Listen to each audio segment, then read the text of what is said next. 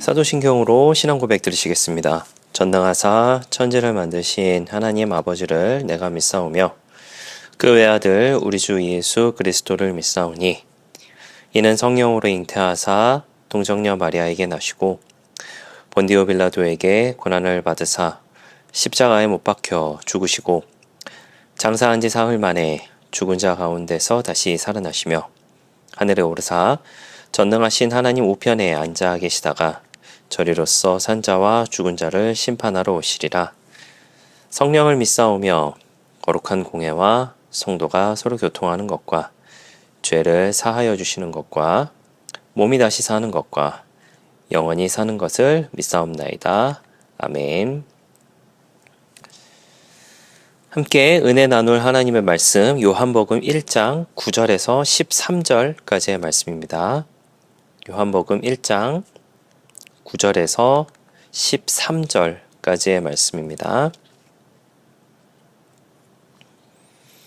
말씀을 읽어드리겠습니다. 참빛 곧 세상에 와서 각 사람에게 비추는 빛이 있었나니 그가 세상에 계셨으며 세상은 그로 말미암아 지은 바 되었을 때 세상이 그를 알지 못하였고 자기 땅에 오매 자기 백성이 영접하지 아니하였으나 영접하는 자 곧 그의 이름을 믿는 자들에게는 하나님의 자녀가 되는 권세를 주셨으니 이는 혈통으로나 육정으로나 사람의 뜻으로 나지 아니하고 오직 하나님께로부터 난 자들이니라. 아멘. 네, 할렐루야. 저는 본문의 말씀 가지고 함께 말씀의 은혜를 나누기를 원합니다. 요한복음에만 등장하는 내용 중에서 요한복음 1장에 있는 내용을 좀 심도 있게 좀 보고 있는 중입니다. 오늘은 이제 본문의 말씀을 통하여서 하나님의 자녀가 된다는 것이라고 하는 그런 의미를 한번 생각을 해보고자 합니다. 본문의 내용 가운데 이제 요한복음의 서론이자 우리가 이제 잘 알고 있는 내용도 이제 같이 등장하고 있는 것이 이제 본문의 내용 중에 하나이죠. 이 내용을 통하여서 인간의 죄성 그리고 하나님의 계시 그리고 은혜로 말미암은 중생과 그리고 양자됨이라고 하는 그런 교리가 압축되어 있는 내용이 바로 본문의 말씀입니다. 여기서 이제 그 계시론, 인간론, 구원론이라고 하는 내용들이 이제 등장을 좀 하게 되는데 이제 참 빛이 되셨다라고 하는 그런 계시론으로서 좀 먼저 보고자 합니다. 여러분 이제 보통 우리가 계시라고 우리가 생각을 하게 된다라고 한다면 앞에 일어날 일들을 미리 알았다 혹은 이제 신이라고 하는 존재에 대해서 그 신의 말을 전달받았다라고 하는 것으로 보통 우리가 많이 생각을 하게 돼요.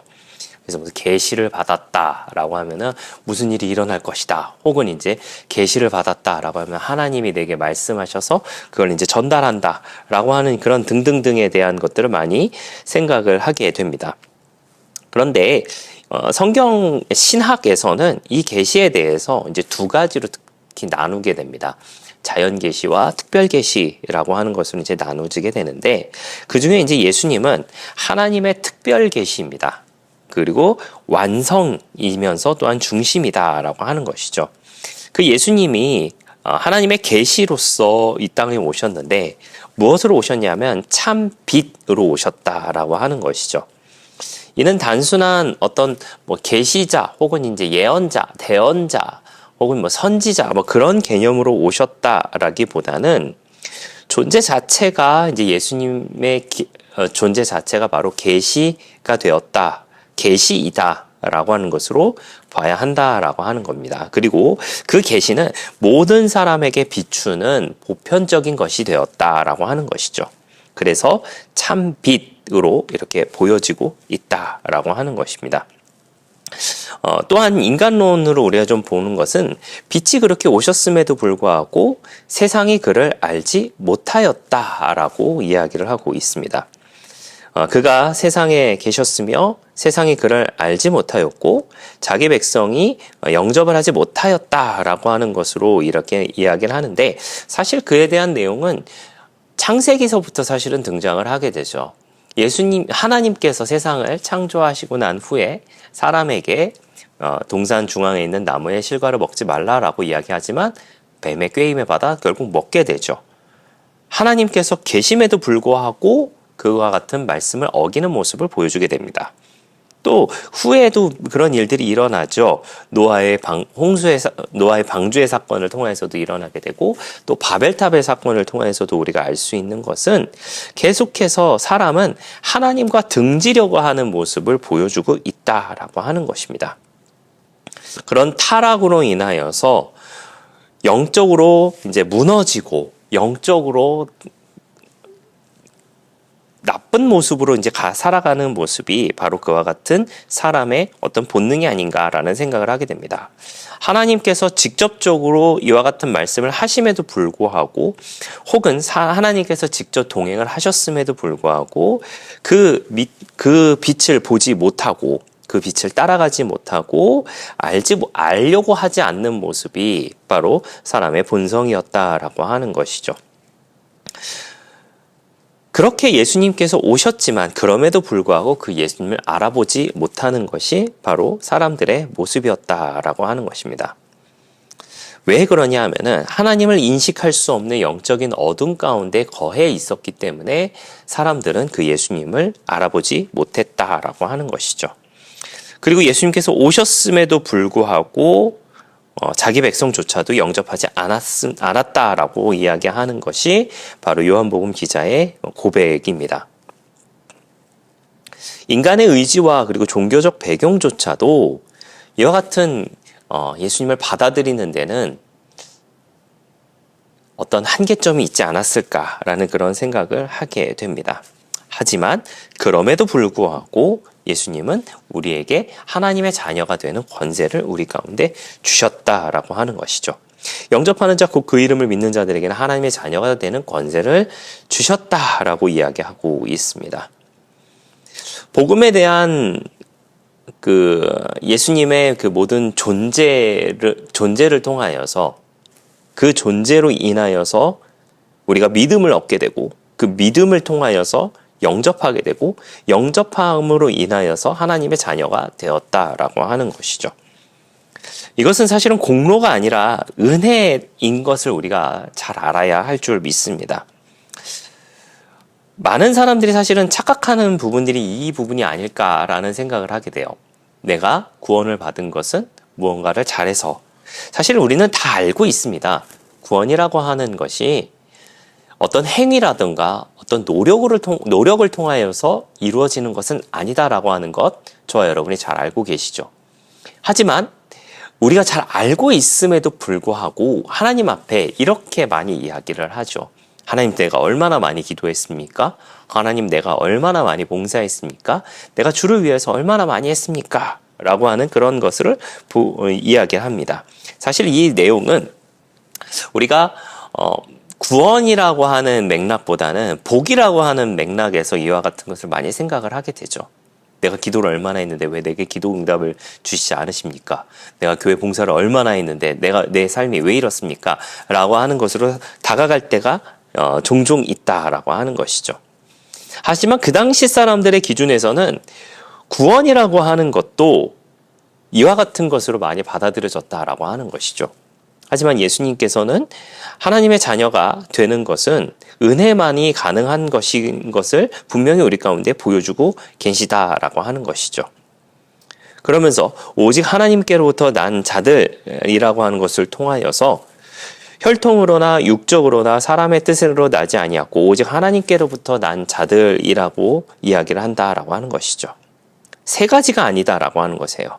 혈통으로도 아니다라고 하는 것입니다. 무슨 이야기냐? 이스라엘 백성만이 구원을 얻느냐? 그렇지 않다라고 하는 것이죠. 육정으로 그것을 이룰 수 있느냐? 노력으로 이룰 수 있느냐? 그렇지 않다라고 하는 것입니다. 사람의 뜻으로 그걸 이룰 수 있느냐? 의지나 노력만으로 그것을 이룰 수 없다라고 하는 것이죠. 오직 구원은 인간에게서 나지 않습니다. 그리고 구원은 오직 예수님께로부터만 나는 것이다. 그리고 그것은 하나님의 선물이다라고 하는 것을 분명히 요한복음 기자는 이야기하고 있다라고 하는 것이죠. 자, 우리는 그런 선물을 받은 사람들입니다. 우리가 그런 선물을 받은 사람들이다라고 이야기를 한다라고 한다면 이렇게 생각할 수도 있어요. 그렇다면 말씀을 알아야 할까라고 하는 것을 생각하실 수도 있어요. 하지만 우리는 말씀을 알아야 합니다. 그 말씀의 내용이 무엇이 있냐면 예수님의 가르침이 그 가운데 있다라고 하는 것이죠. 자, 처음으로 돌아가 보도록 하겠습니다. 예수님은 참 빛으로서 우리 가운데 오셨습니다. 빛은 우리를 인도해주는, 혹은 빛은 우리가 가야 할 방향을 보여주는 존재인 것입니다. 우리가 말씀을 알고 구원을 받고 그리고 말씀을 알아가는 과정이 우리 가운데 필요한 이유는 바로 성화라고 하는 것이 우리 가운데 필요하기 때문이다라고 하는 것이죠. 하나님의 자녀가 되는 권세를 얻었다라고 하는 것은 우리가 여기서도 좀 착각하지 않으셨으면 좋겠는 것이 권세를 얻었다라고 해서 내 마음대로 무엇을 막 할 수 있고 이제 내 뜻대로 살아가는 것이야. 내가 이제 하는 모든 것이 하나님 뜻이야 라고 하는 것이 아니라 하나님을 아버지라 부를 수 있게 되고 하나님의 상속자가 되었으며 그리고 그리스도와 연합되었으며 그리고 하나님과의 교제가 회복이 되었으며 무엇보다 베드로 후서에 이야기하고 있는 것처럼 신적 성품에 동참하게 되었다라고 하는 것이에요. 예수님의 가르침을 통하여서 예수님의 모습을 본받고 그 모습을 따라 살아가는 모습이야말로 바로 진정한 참빛으로 오신 그 예수님을 따라가는 길이다라고 하는 것을 요한복음 기자는 이야기를 하고 있습니다. 사랑하시는 성도 여러분, 예수님은 우리 가운데 분명히 빛으로 오셨습니다. 그리고 우리가 그 빛 가운데 걸어가야 할 줄 믿습니다. 그 빛 가운데 걸어가는 것은 예수님의 가르침을 따라 살아가는 것이다 라고 하는 것을 잊지 않는 저와 여러분들의 넉넉한 신앙의 모습 다 되시기를 예수님의 이름으로 부탁을 드리겠습니다. 기도하겠습니다. 좋으신 아버지 하나님 감사합니다. 예수님은 우리 가운데 빛으로 오셨습니다. 우리는 그 빛을 따라가야 하며 또한 그 빛이 비춰주는 길을 걸어가야 할 줄 믿습니다. 우리는 자격이 없었습니다. 하나님의 자녀가 될 자격이 없었음에도 불구하고 이제는 하나님의 자녀가 그리스도의 은혜로 말미암아 이루어졌다라고 하는 것을 우리가 기억하게 하여 주시옵소서. 우리의 마음을 다시 한번 다잡아 빛으로 오신 그 주님을 바라보며 그 빛을 따라가며 그 가르침을 따라 예수님 닮아가는 삶을 살아가는 우리 모두가 되게 하여 주시옵소서. 또한 그와 같은 삶을 살아갈 때에 우리 가운데 채워주시는 하나님의 좋은 것이 우리 생활 가운데 풍성하게 넘쳐나도록 역사하여 주시옵소서. 감사드리며 예수님의 이름으로 기도했습니다. 아멘. 주기도문으로 마치겠습니다. 하늘에 계신 우리 아버지여, 이름이 거룩히 여김을 받으시오며 나라가 임하시오며 뜻이 하늘에서 이루어진 것 같이 땅에서도 이루어지이다. 오늘 우리에게 일용할 양식을 주시옵고 우리가 우리에게 죄 지은 자를 사하여 준 것 같이 우리 죄를 사하여 주시옵고 우리를 시험에 들게 하지 마시옵고 다만 악에서 구하시옵소서. 나라와 권세와 영광이 아버지께 영원히 있사옵나이다.